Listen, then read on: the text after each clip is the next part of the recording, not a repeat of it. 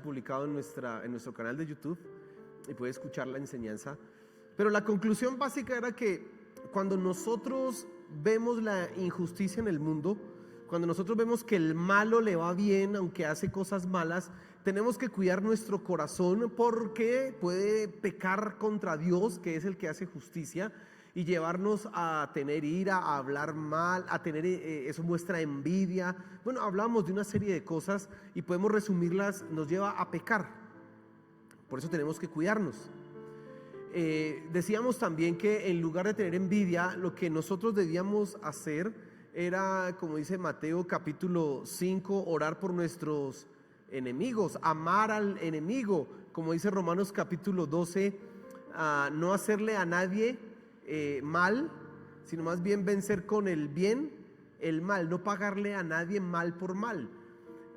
Bueno, todo esto que nosotros veamos el domingo es verdad, pero yo quiero que pensemos un poco en algunas cosas que encontramos en la Biblia que nos pueden llevar a decir, bueno, pero ¿y aquí qué pasó? Esto es una inconsistencia, o el pastor Miguel Ángel se equivocó con lo que nos enseñó, o Dios está diciendo algo contrario, o hay gente que en la Biblia hizo cosas que no debía. Bueno, quiero que pensemos un poco en eso, y para eso yo quiero que tú te ubiques en el Salmo capítulo 109, ubícate en el Salmo 109.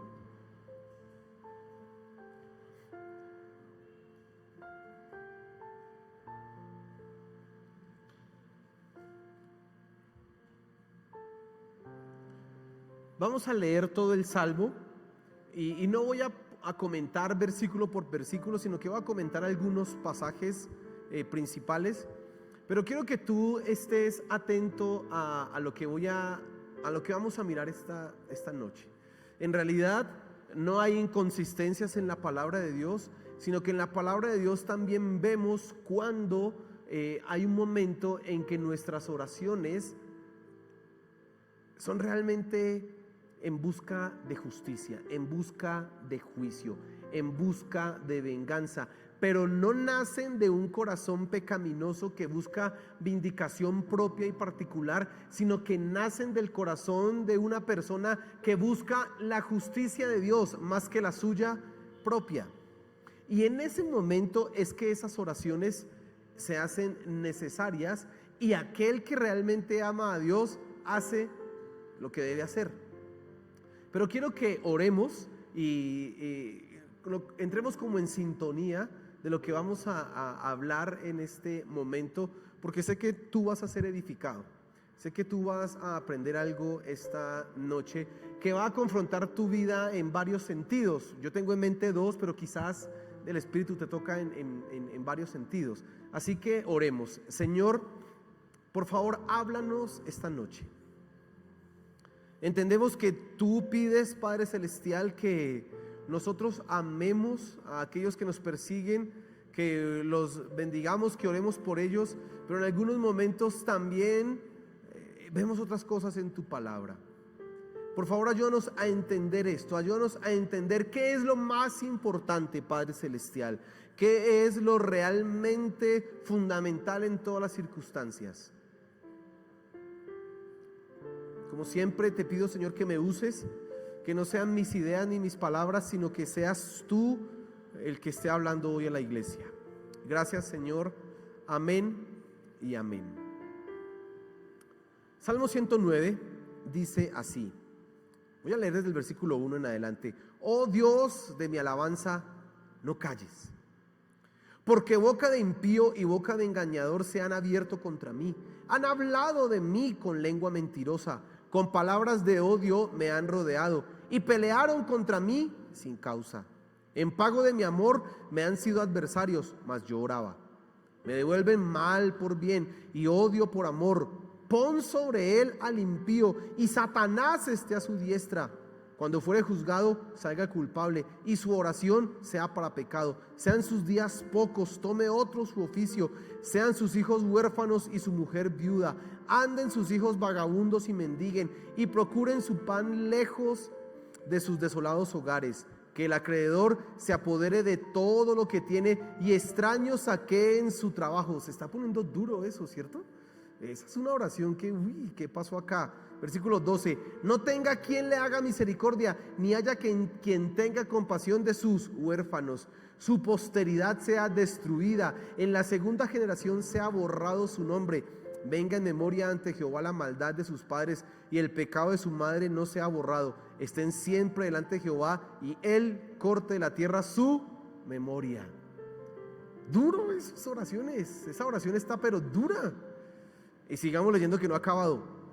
Por cuanto no se acordó de hacer misericordia y persiguió al hombre afligido y menesteroso, al quebrantado de corazón para darle muerte. Amó la maldición y ésta le sobrevino y no quiso la bendición y ella se alejó de él. Se vistió de maldición como de su vestido y entró como agua en sus entrañas y como aceite en sus huesos.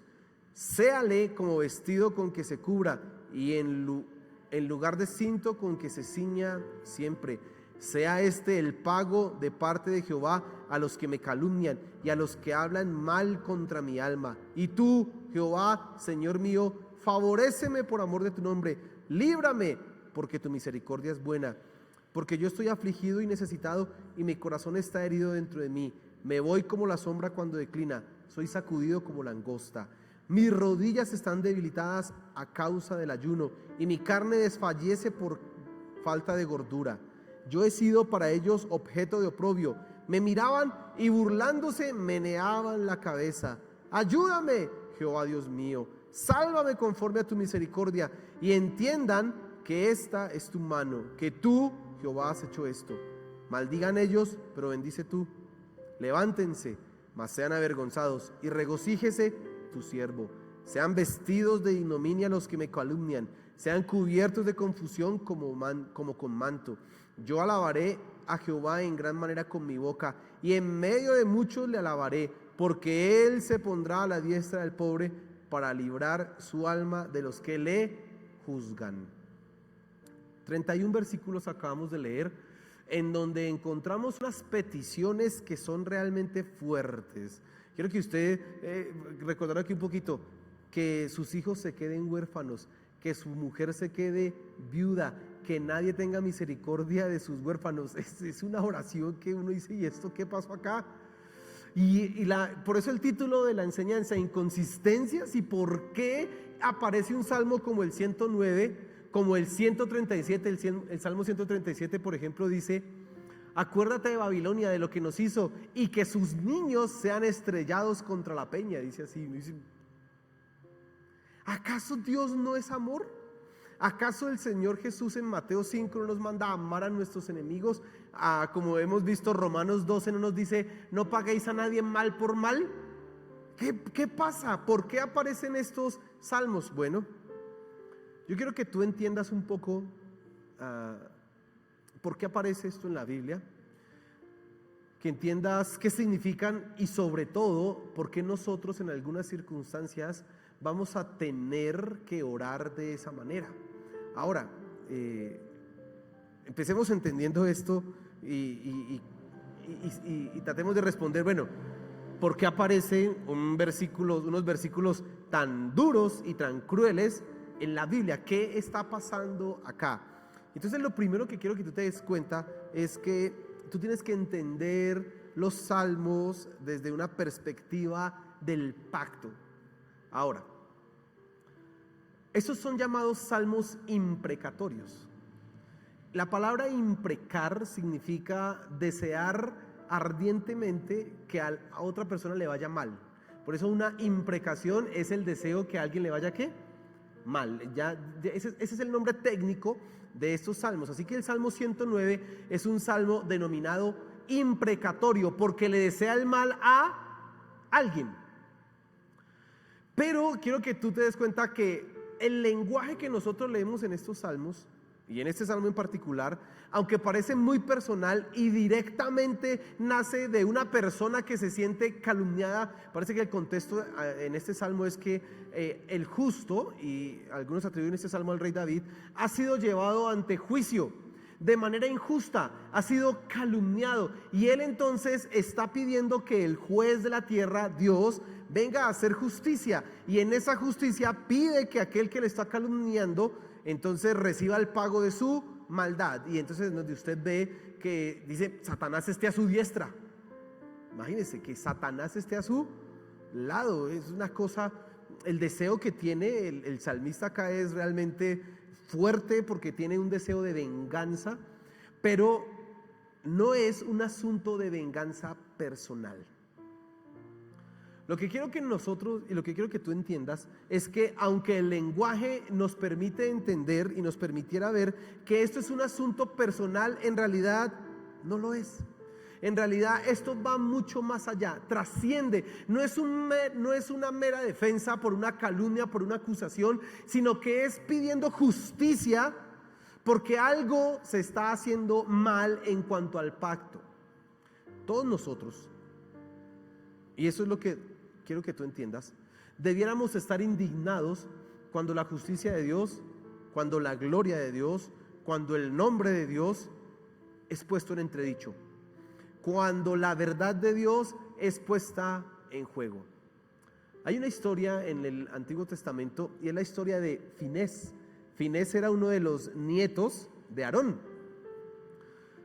Resulta que cuando, nieto o hijo, bueno, una de las dos, cuando Israel estaba llegando ya a entrar a la tierra prometida, Canaán, llegaron a Baal Perasim, un lugar, y entonces los reyes de ahí empezaron y llamaron a uno que se llamaba Balaán para que maldijera al pueblo de Israel. Y Balaán no pudo, pero sí le dio un buen consejo al rey Balac. Le dijo: si usted logra que ellos pequen, si usted logra que ellos sean idólatras, Dios los va a dejar de proteger y los va a maldecir. Eso es lo que toca hacer, y después de que estén malditos por Dios, usted los puede destruir. Pues ¿qué hizo Balac? Parece que envió mujeres muy sensuales, logró entrársele por los ojos a los hombres israelitas y cayeron en fornicación y adulterio, y eso conllevó no solamente el pecado sexual, sino la idolatría.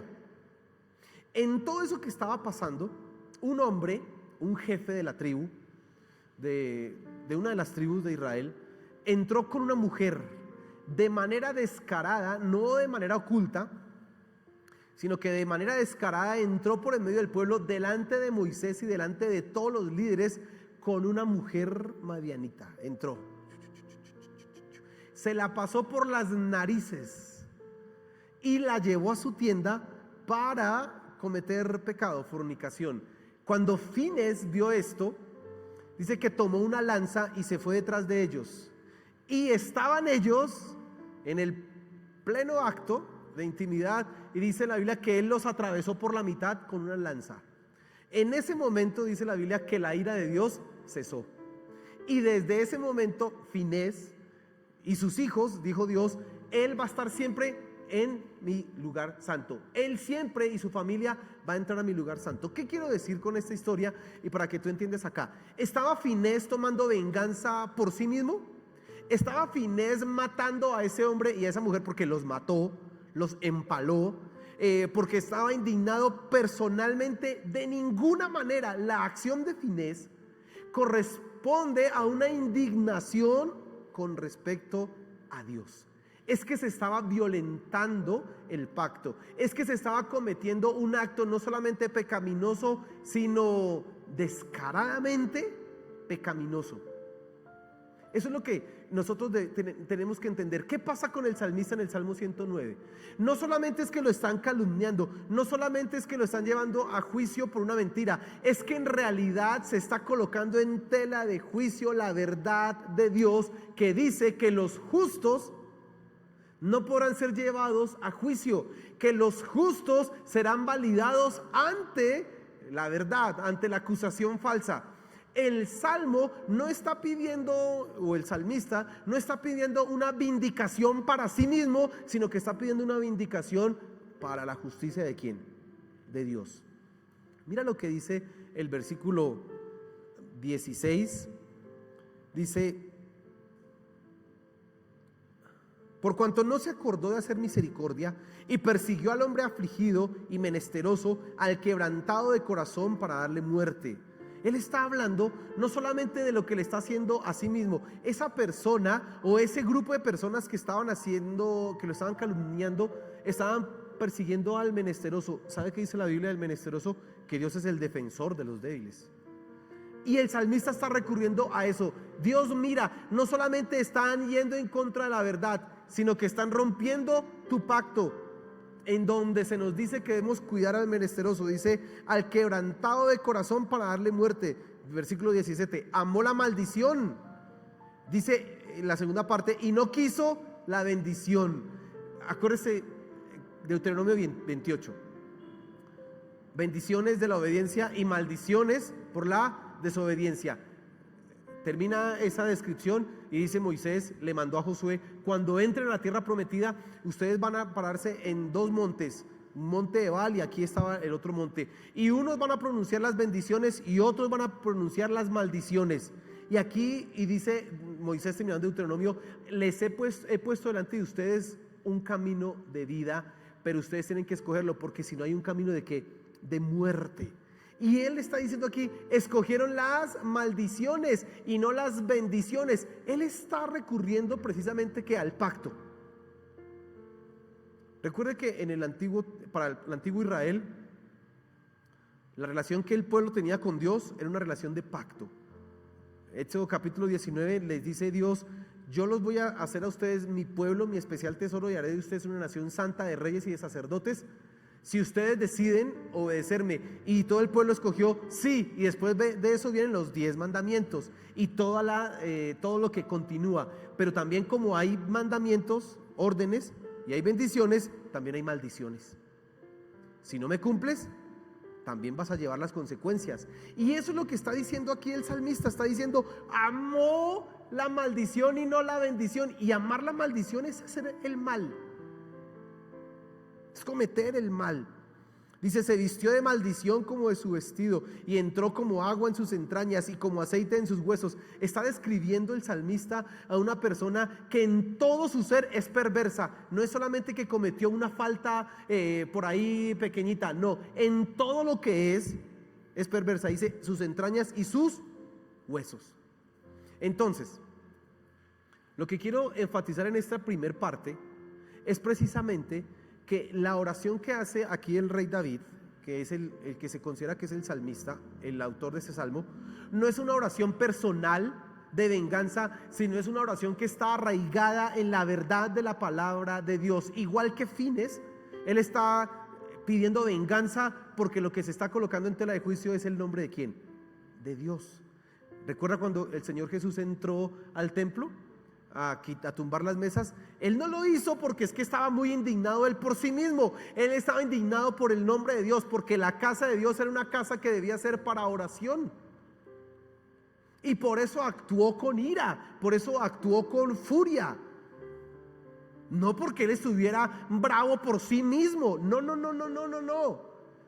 Él estaba reclamando la justicia, el cumplimiento ¿de qué? Del pacto. La casa es la casa de Dios. Y David en este salmo está precisamente pidiendo eso. El pacto de Dios, como le decía un momento, tiene bendiciones, pero al mismo tiempo tiene ¿qué? Maldiciones. Y entonces este salmo que acabamos de leer está enmarcado precisamente en eso, en un personaje, en una situación en donde no solamente están agrediendo al Hijo de Dios, sino que en realidad están yendo en contra de todo el pacto de Dios. Están rompiendo absolutamente todo. Están pisoteando el nombre de Dios. Están yendo en contra de aquellas cosas que le dan gloria a Dios. Eso es lo que está pasando en este salmo. Por eso las palabras de David son tan duras. Por eso son tan fuertes. Ahora que tú has entendido este primer punto, yo quiero que te fijes en segundo lugar en que los salmos imprecatorios, o más bien, en cuál es la relación de los salmos imprecatorios con el Nuevo Testamento. Porque usted puede levantar la siguiente pregunta a responder: sería, muy bien, eso era en el Antiguo Testamento, pero en el Nuevo, ¿no ve que Jesús nos mandó a amar al enemigo? ¿No ve que Jesús el Señor Jesús nos mandó a orar por ellos, y cómo uno va a orar esta maldición, y pues, a ver, ¿cómo uno va a orar así por el enemigo? Sí, además el apóstol Pablo en Romanos 12 nos dice: si tu enemigo tuviera hambre, dale de comer; si tuviera sed, dale de beber. Y pues, o sea, que este salmo, ¿qué pitos toca ahí? Bueno, algunos han pensado que con el advenimiento de nuestro Señor Jesús, estos salmos ya no sirven y de ninguna manera son necesarios, que estos son vestigios de un pasado sangriento y caníbal, brutal. ¿Sabe qué han dicho algunos? Que el Dios del Antiguo Testamento no es el mismo Dios del Nuevo Testamento. Y han dicho entonces ellos que el Antiguo Testamento debe ser eliminado de la Biblia. Hace muchos siglos, 20 siglos, un señor que se llamaba Marción dijo esto. Y Marción dijo: venga, ese Dios del Antiguo Testamento no, eso que es un Dios salvaje que manda a matar pueblos, que mire eso, ¿cómo así? Tenemos que quitar eso. Destruyó todo el Antiguo Testamento. Del Nuevo Testamento solo se quedó con unos pocos evangelios y con las cartas de Pablo, y lo demás lo eliminó, porque él dijo: el Dios del Antiguo Testamento no es el Dios que vemos en Jesús. Ahora, nosotros de ninguna manera podemos borrar el Antiguo Testamento y quedarnos solo con el Nuevo Testamento. Argumentos para eso. Uno, cuando el Señor Jesús le dijo en Lucas capítulo 25 a sus discípulos: oísteis que todo lo que se decía de mí, o bueno, le dijo a los discípulos: todo lo que dicen las escrituras acerca de mí, en los salmos, en los profetas, en los escritos, todo se ha cumplido. El Señor Jesús estaba admitiendo que lo que había pasado en el Antiguo Testamento, profetas, los salmos, todos los escritos, eran la verdad porque hablaban ¿de quién? De Él. Primer argumento: el Señor Jesús no eliminó nunca el Antiguo Testamento. Es más, en Mateo 5 Él dijo: yo no vine a abrogar la ley, a quitarla, sino a cumplirla. En segundo lugar, el apóstol Pablo en 2 Timoteo capítulo 3, el versículo 16 dice: toda la escritura es inspirada por Dios y es útil para enseñar, para instruir, para corregir en justicia, etcétera, etcétera, para que el hombre de Dios sea enteramente preparado para toda buena obra. Pero cuando Pablo está diciendo toda la escritura es inspirada, ¿se está refiriendo a qué? ¿Sabe? En esa época no existía el Nuevo Testamento. Todavía no se había compilado lo que usted y yo hoy tenemos como Nuevo Testamento. En la época en que Pablo le escribe a Timoteo, Mateo, Marcos y Lucas probablemente no se habían escrito los evangelios. Existían algunas cartas, pero no estaban organizadas todas así como las tenemos nosotros. Así que principalmente, ¿a qué se estaba refiriendo Pablo? Al Antiguo Testamento. Claro, también a las cartas que después van a llegar, a los evangelios, pero principalmente se está refiriendo ¿a qué? Al Antiguo Testamento. Cuando el Señor Jesús le dijo a sus discípulos: escudriñen las escrituras porque ellas son las que dan testimonio de mí, ¿a qué se está refiriendo? No se está refiriendo al Nuevo Testamento, se está refiriendo al Antiguo Testamento. Por eso, bueno, y hay más pruebas en la Biblia, pero con eso creo que ya es suficiente para usted. Con eso entendemos nosotros que no podemos nosotros de buenas a primeras quitar el Antiguo Testamento, aunque hayan salmos tan duros como este. No. En segundo lugar, en este punto que nosotros venimos desarrollando, el Dios del Antiguo Testamento y del Nuevo Testamento es exactamente el mismo. Y pruebas para eso. ¿Sabe qué dice el libro de Hebreos hablando de nuestro Dios? Dice: ¿no sabéis acaso que nuestro Dios es fuego consumidor? ¿Y por qué dice al autor de Hebreos que Dios es fuego consumidor? Porque él se está acordando de todo lo que había pasado en el antiguo pacto a los que desobedecieron. Él mismo dice que a los que pecan voluntariamente, dice: horrible cosa es caer en manos de un Dios vivo. ¿Y por qué dice horrible cosa? Pues porque él se acuerda lo que lee y dice: eso es horrible. Sí, si usted cae en manos de una estatua, pues no le dé tanto susto, porque la estatua no le va a hacer nada. Pero si es un Dios vivo, tenga miedo. Nuestro Dios es fuego consumidor. Nuestro Dios, tanto el Antiguo como el Nuevo Testamento, demuestran y manifiestan un Dios que es ¿qué? Amoroso, pero al mismo tiempo ¿qué? Fuego consumidor. Es en el Antiguo Testamento donde aparecen versículos como por ejemplo, con amor eterno te he amado, por tanto te extendí mi amor. Dice, quien te tocare a ti es como si tocara a la niña de mis ojos. Son palabras de qué? De amor. Pero al mismo tiempo dice, por cuanto me desechaste, te castigaré. Por cuanto te olvidaste del pacto de tu juventud conmigo, te voy a maldecir y serás destruida hasta que vuelvas al arrepentimiento. Pero después dice, yo nunca me olvidaré del pacto que he hecho contigo. Y dice, aunque la mamá olvide a sus hijos, yo nunca me olvidaré de ti. Usted encuentra la perspectiva tanto en el Antiguo como en el Nuevo Testamento del amor de Dios, pero también de ¿qué? De la ira de Dios, de la justicia de Dios. Así que el Dios que aparece en el Antiguo Testamento es el mismo que aparece en el Nuevo Testamento. Pero una cosa más, el Salmo 109 que acabamos de leer, tremendo, ¿no? Son unas palabras durísimas, es citado en el Nuevo Testamento. En Hechos capítulo 1, usted va a comprobar eso en casa. En Hechos capítulo 1, en el versículo 20, el apóstol Pedro, hablando precisamente de este salmo, de Judas Iscariote, perdón, entonces dice, tome otro su oficio, y es el versículo 8 del Salmo 109. Y cuando él cita el Salmo 109, está entendiendo que ese salmo se cumplió en ¿quién? En Judas Iscariote. Murió, sus hijos quedaron huérfanos, su esposa quedó viuda, Satanás estuvo a su lado. Mire, ese Salmo 109 se cumple perfectamente ¿en quién? En Judas. Y por eso el apóstol Pedro lo cita en el capítulo 1 diciendo que tome otro su oficio, diciendo es necesario reemplazar al inicuo, al que no merecía. Fíjate entonces que nosotros a veces tenemos una perspectiva de un Dios misericordioso y amoroso, que es verdad, completamente cierto, pero nos olvidamos que también Dios es fuego consumidor. Y entonces por eso nos choca nuestra sensibilidad un salmo como este, como que nos hiere. Cuando leemos esto, nuestros oídos, nuestra mente y todo, uy, esto tan terrible, ay Dios, guárdame esto. No, pero ahí aparece, porque también es la perspectiva que recibirán aquellos, escucha esto, es la perspectiva que recibirán aquellos que han ido en contra de Dios. El apóstol Pablo, para afirmar mucho más este punto que venimos acá enseñando, dice por ejemplo en 1 Corintios capítulo 16, dice, el que no ame al Señor Jesús sea anatema. ¿Sabe qué significa la palabra anatema? Maldito. ¿Y sabe qué pasaba con los anatemas? Que eran quemados, apedreados, tocaba eliminarlos. Eso no había otra manera.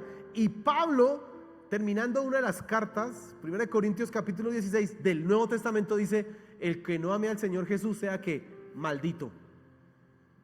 Y cuando dice que sea maldito es que muera irremisiblemente.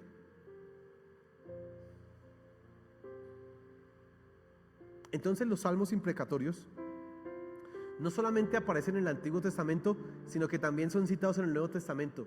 Pero una cosa más, todo el libro de Apocalipsis es una imprecación en contra de los enemigos de Dios. Lea usted el libro de Apocalipsis y se va a dar cuenta todas las maldiciones que hay en contra de los enemigos de Dios. Tanto así que el capítulo 19-20 de Apocalipsis termina con una gran batalla, los enemigos de Dios contra Dios y contra su pueblo, y dice, las aves de los cielos se comen sus cadáveres, se sacian de la sangre de ellos. Eso es duro, ¿cierto que sí? Pero eso le pasará a los que van en contra de ¿quién? De Dios.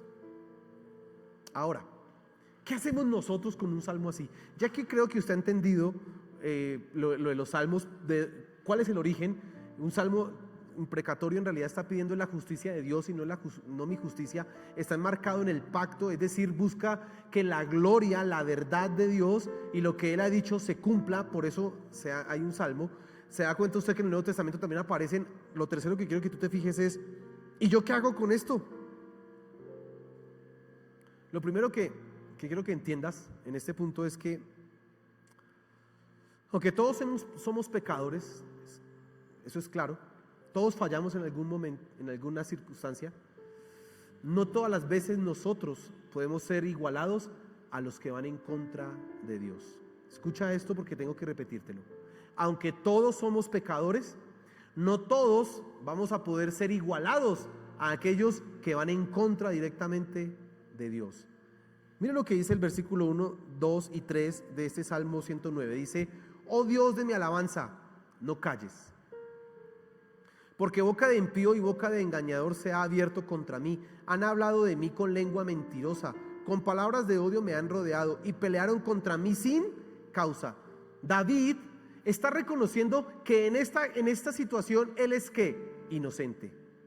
Ahora, ¿podemos decir que es absolutamente inocente, sin pecado, así como nuestro Señor Jesús? No, obvio que no. Pero en esta circunstancia, David sí se pone a un lado. Yo soy inocente, él es el pecador y yo soy inocente. Y en algunas circunstancias de nuestra vida, las cosas serán igual. Nosotros, aunque reconocemos que somos pecadores, no somos iguales como aquellos que se burlan de Dios, como aquellos que apostatan de la fe, como aquellos que pueden pronunciar el nombre de nuestro Señor Jesús solamente para maldecirlo, para vilipendiarlo. Nunca podremos ser igualados con ellos. Los justos nunca podrán ser igualados. Y aquí es donde se marca una gran diferencia en esa clase de oraciones. ¿A quién se le aplica esta clase de oración?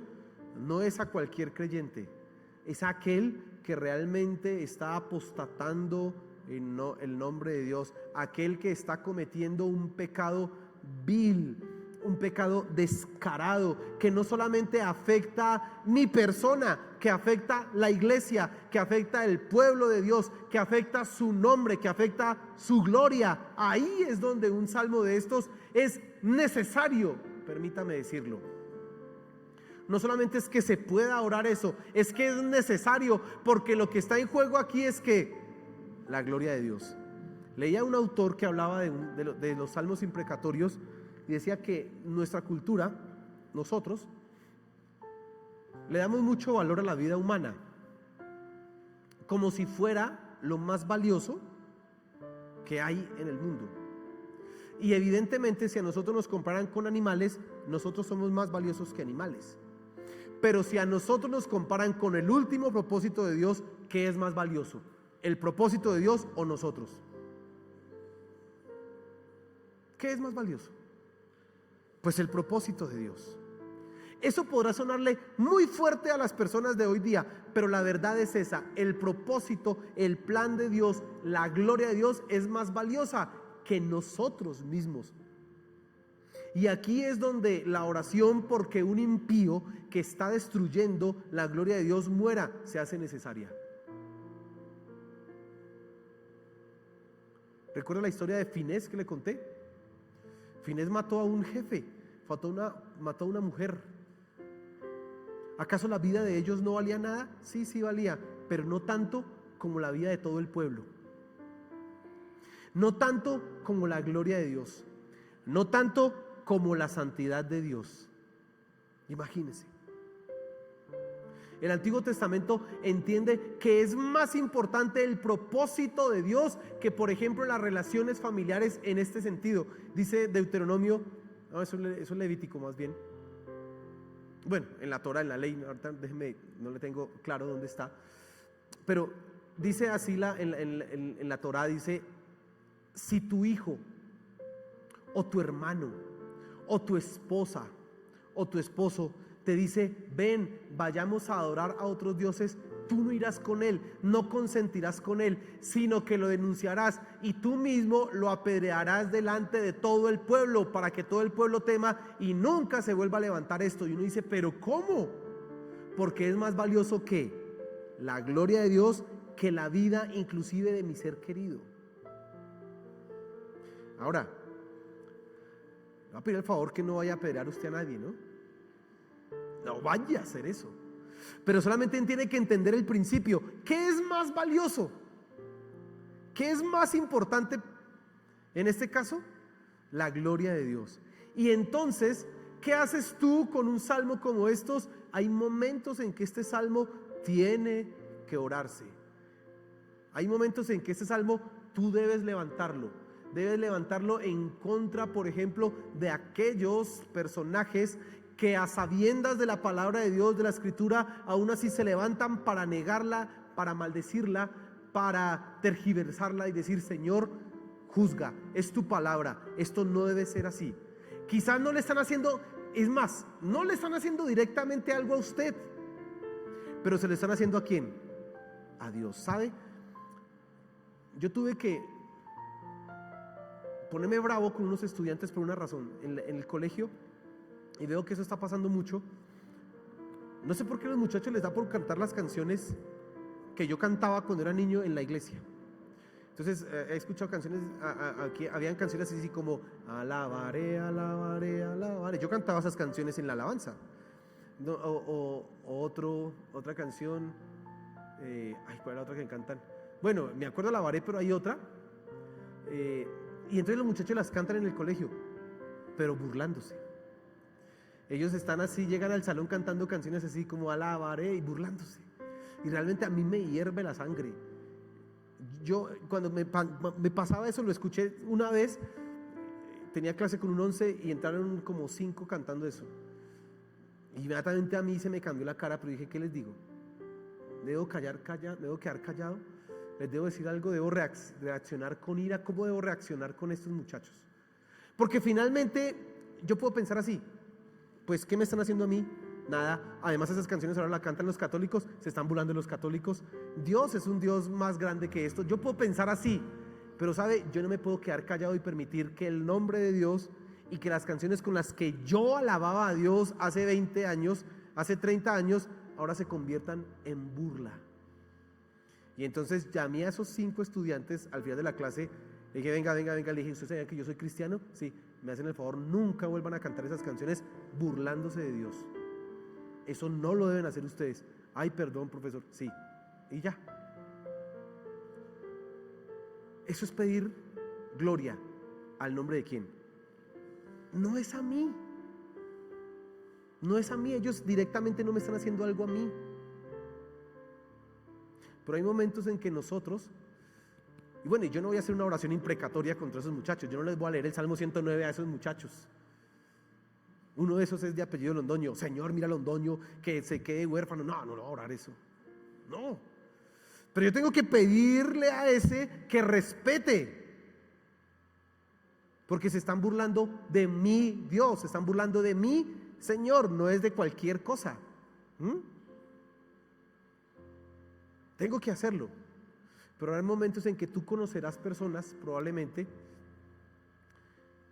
que se levantarán de manera pública a proferir incluso vulgaridades y obscenidades en contra de nuestro Señor. Y ahí es donde uno tiene que levantarse: Señor, por amor a tu nombre, cumple tu promesa, que los malos sean destruidos, que aquellos que se burlan de ti paguen el precio de su insolencia. Y créame que Dios, ores tú o no ores, Dios lo hace. Dios lo hace. Dios se cobra venganza de aquellos. Eso está ahí. Y entonces, ¿tú qué debes hacer con estos salmos? Entender que hay momentos en que es necesario. ¿Cuándo? Cuando el nombre de Dios está siendo puesto en tela de juicio. Tendrás que juzgar eso bien.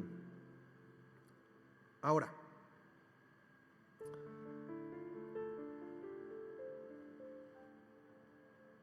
vamos a orar estos salmos pidiendo que Dios haga justicia a su nombre, a su gloria. Vamos a pedir a Dios que Él cumpla su plan, que cumpla su propósito, que cumpla su promesa. Y cuando tú dices que Dios cumple tu plan, cumple tu propósito y cumple tu promesa, estás diciendo: haz justicia. Eso es lo que estás diciendo tú. Pero también vas a pedir misericordia. Señor, ten misericordia, pero que tu justicia sea levantada. Y aquí le voy a hacer un paréntesis, porque hay momentos en que Dios no va a querer que oremos por alguien a quien Él ya ha desechado. ¿Y cómo así? Vea el ejemplo, un ejemplo. ¿Usted recuerda al rey Saúl? El primer rey de Israel. Dice que de hombros para arriba no había más alto que él en Israel. Es decir, era un hombre, eso implica que era un hombre grande y grande. Grande en estatura y grande en nombre, en cualidades, en liderazgo. No había otro igual. ¿En dónde? En Israel. Ese rey fue lleno del Espíritu Santo. Dios le permitió liberar a Jabes de Galaad de la aflicción de un grupo de gente. Él los liberó, pero él empezó a desobedecer. Primero en cuanto al asunto de los amalecitas empezó a desobedecer, y después en cuanto a la adivinación hizo un sacrificio que no debía. Este hombre empezó a meterse en cosas que no debía, y Dios se apartó de él y se apartó el Espíritu Santo de él, a tal punto que un espíritu demoníaco lo atormentaba. Cuando él decidió hacer ese sacrificio que le era prohibido, llegó Samuel y le dijo: ¿qué has hecho? Has obrado neciamente, por lo tanto Dios te ha desechado y le ha dado tu reino a uno mejor que tú, a uno de tus hermanos mejor que tú. Y entonces se iba a ir Samuel y dice que él se cayó de rodillas, no, y le rasgó el manto que llevaba. Él dijo: así Dios ha quitado de ti el manto y te ha desechado por uno mejor que tú. Cuando él se va, dice que Samuel se puso a llorar. Y Samuel lloraba. Samuel quería a Saúl, perdón. Lo amaba porque pues no llora porque sí. Saúl. Y yo creo que él oraba: Señor, ten misericordia. Y Dios le dijo: ¿por qué sigues orando por él? Más bien levántate y busca al nuevo rey. Dios le está diciendo: no me hable más de este asunto. No ore por ese señor ya, que lo deseché. Hay momentos en que Dios, y esto sonará duro, pero a veces nosotros creemos que no es así, pero sí. Dios va a decir: hasta aquí con este, no más. Y recuerden las palabras de Hebreos capítulo por allá en el 10, 11: horrible cosa es caer en manos de un Dios vivo. Y tengo dos reflexiones para ti en este punto. Uno,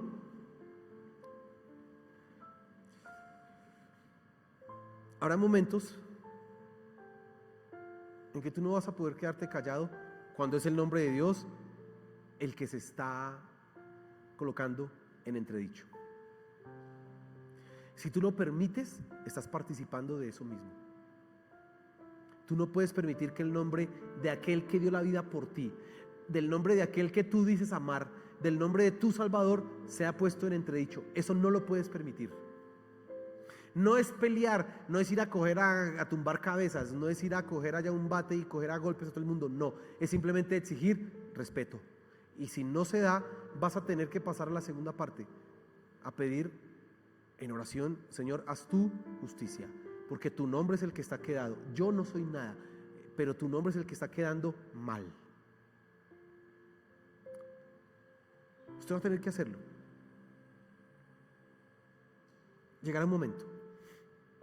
Por algo están esos salmos en la Biblia, porque nos quieren enseñar. ¿Sabía usted que los salmos son el manual de oración de la iglesia? Si usted quiere aprender a orar, tiene que orar los salmos.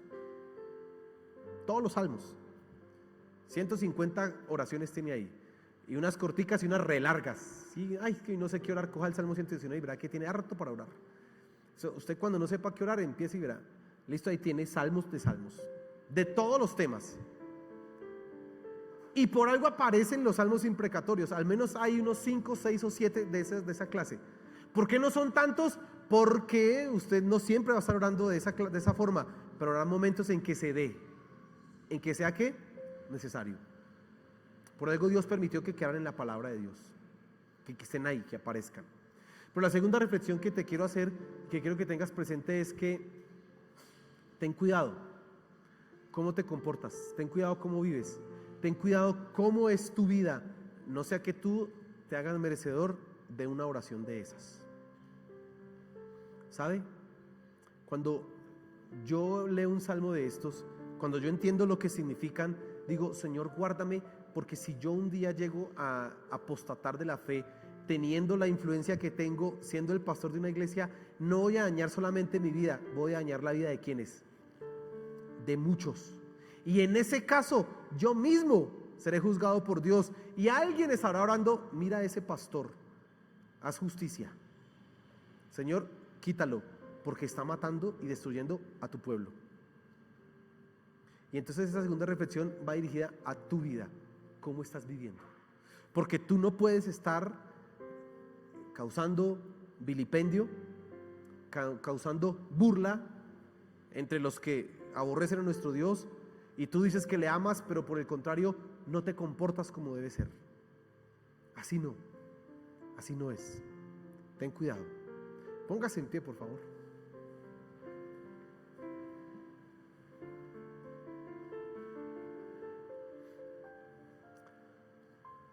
Y a manera de conclusión, cuando nosotros oramos un salmo imprecatorio, aun cuando te hayan hecho algo mal a ti y tú digas: Señor, haz justicia, yo soy inocente en esta circunstancia, pero tú haz justicia, simplemente estás cumpliendo la palabra de Dios. No paguéis a nadie mal por mal, sino dejad lugar a la ira de Dios, porque escrito está: mía es la venganza, yo pagaré. Así que cuando el salmista coloca la justicia en manos de Dios, está diciendo: hazlo, Dios, yo no voy a hacer nada. Y entonces probablemente esto quiere decir que aquella persona por la cual has estado orando de esa manera, tú la seguirás tratando normal, la seguirás sirviendo, le seguirás amando, pero has colocado esa persona en las manos de ¿quién? Y Dios hará. Dios hará. Señor, gracias por tu palabra. Gracias porque nos enseñas. Tu palabra realmente es lo único que necesitamos para poder vivir, dirigir nuestras vidas. Te pido, Señor de los cielos, que tú nos lleves adelante en el entendimiento de la verdad, en el conocimiento de tu palabra, que podamos ser conscientes, Señor de los cielos, que lo más importante es tu nombre, es tu gloria, es tu santidad. Que podamos entender, Señor, y diferenciar cuándo las ofensas son contra nosotros y cuándo esas ofensas van directamente a afectar tu nombre, tu gloria. Y que podamos en esos momentos, Señor, ser los campeones en defensa tuya, levantando oración, pidiendo que tú cumplas lo que dice tu palabra, Señor. Que tú cumplas y hagas justicia. Pero también te pedimos que tú libres nuestros corazones, Señor, de usar estos salmos como si fueran armas para batallas personales. No, Señor, no lo permitas. No lo permitas. Que no hagamos esto de esta manera, Señor, sino que lo hagamos en el entendimiento del pacto que tenemos contigo y de cómo tú debes ser validado y vindicado en todas las circunstancias, Señor. Por favor, glorifícate, Padre. Gracias, Señor. Amén y amén. Dale un fuerte aplauso a nuestro Señor.